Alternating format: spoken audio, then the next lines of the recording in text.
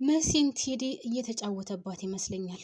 በጣም የሚያሳዝነው ነገር እህቷን ይዛ ከዛ ቤት ወይም ደግሞ ቤቴ ነው ብላ ካለችው ቤት ይዛት ሄዳ ነበር። የሚያሳዝነውና የሚያመው ነገር ግን እዛ ሶፋ ላይ የጡት መያዣ ተገኝቷል። ያ የጡት መያዣ ሲገኝ መሲ ውስጧ ተረብሿል።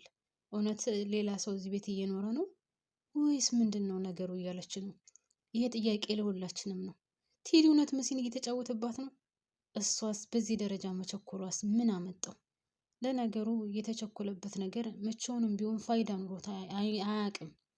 የነ ቶሎ ቶሎ ቤት ግድግዳው ሰንበሌጥ እንደሚባለው ማለት ነው። እና መሲ አሁን ትልቅ ችግር ውስጥ ገብታለች።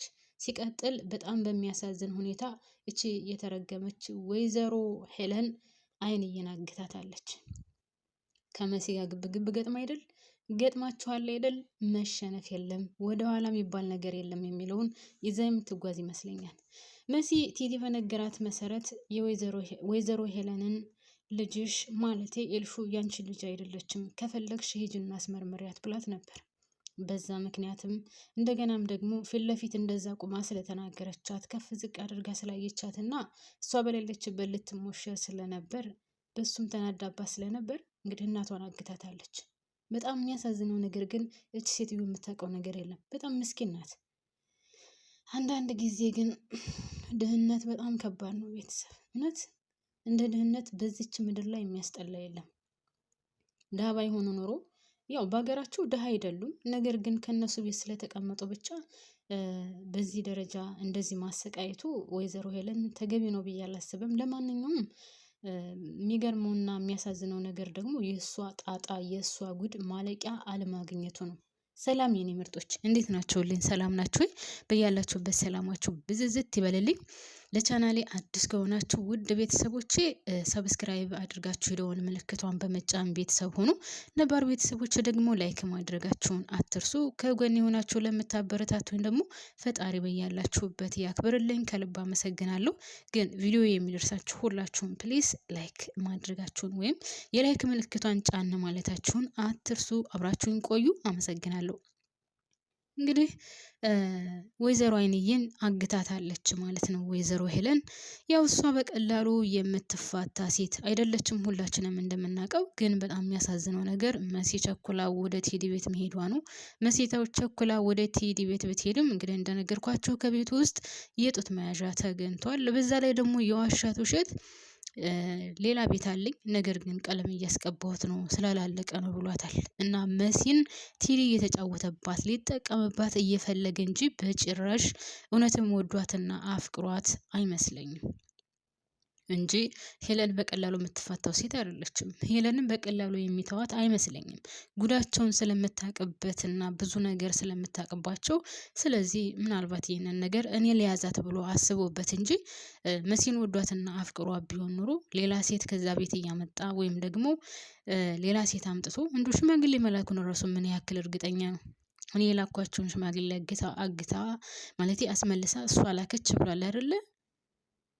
እሺ እኔ እዚህ ላይ ያልገባኝ ነገር ማለት ነው ወይዘሮ ሄለን እነዛን ሽማግሌዎች አስመልሳ እሷ ሽማግሌ መላኳን እንደታወቀ መሲ እኮ ደውላ ስትነግረው አዎ አውቃለሁ በቃ ገብቶኛል ብሏል። ሽማግሌዎቹ ደውለው ነግረውት ነው።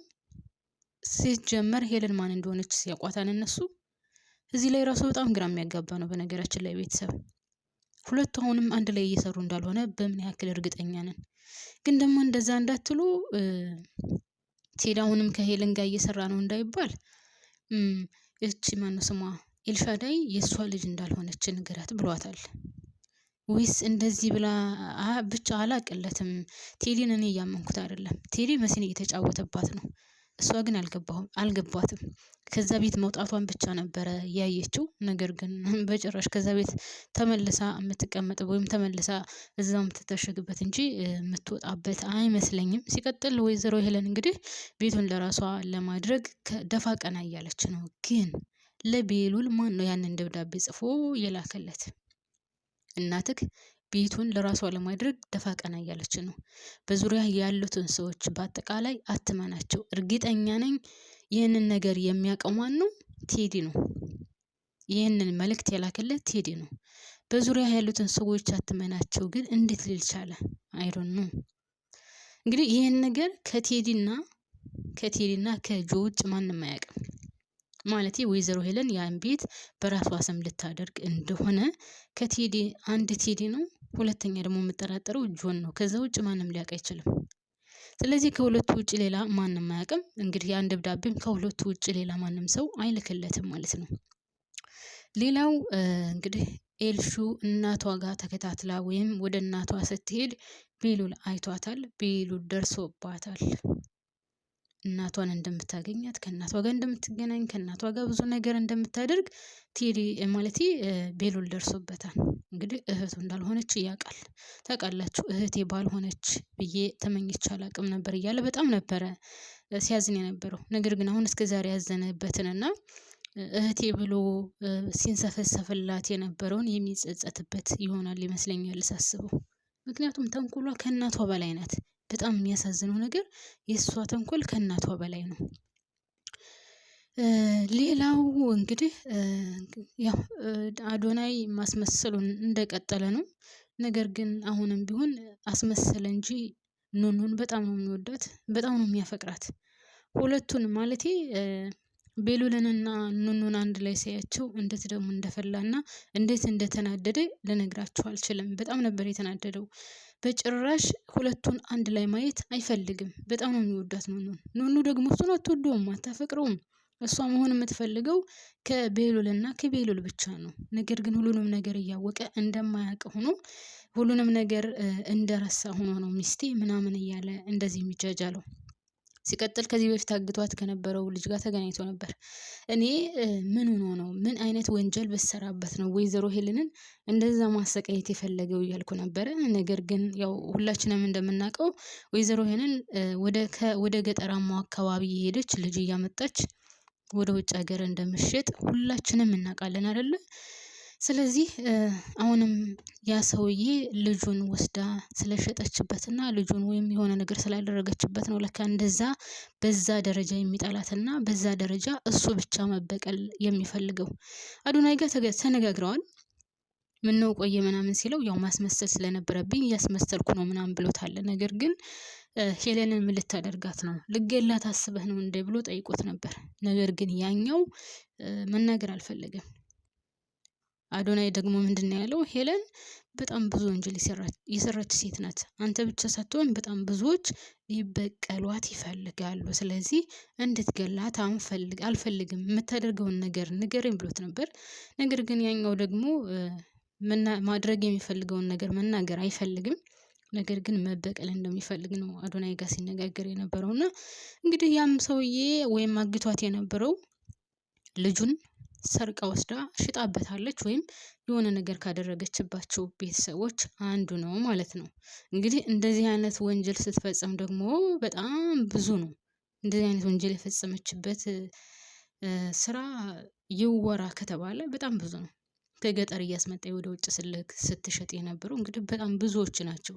የዚህ ሰለባ የሆኑ በጣም ብዙዎች ናቸው። እና እውነት ጌታን ግን በአሁኑ ዘመን በአሁኑ ሰዓት የሰው ህይወት እንዴት ነው የረከሰው? ምንም የማያውቁ ህፃናትን እያመጡ ምንም የማያውቁ ህፃናቶችን ከቤተሰቦቻቸው እየቀሙ እንዴት ውስጣቸው ጨክኖ ለሌላ ሰው አሳልፈው የሚሰጡት? ያ አሳልፈው የሚሰጡት ሰውዬስ እነዛን ልጆች ምን እንደሚያደርጋቸው ምን ያክል እርግጠኛ ናቸው? ቀቅሎ ነው ይበላቸው? እውነት በስነ ስርዓት እነዛን ልጆች ያሳድጋቸዋል ወይስ ምንድን ነው የሚያደርጋቸው?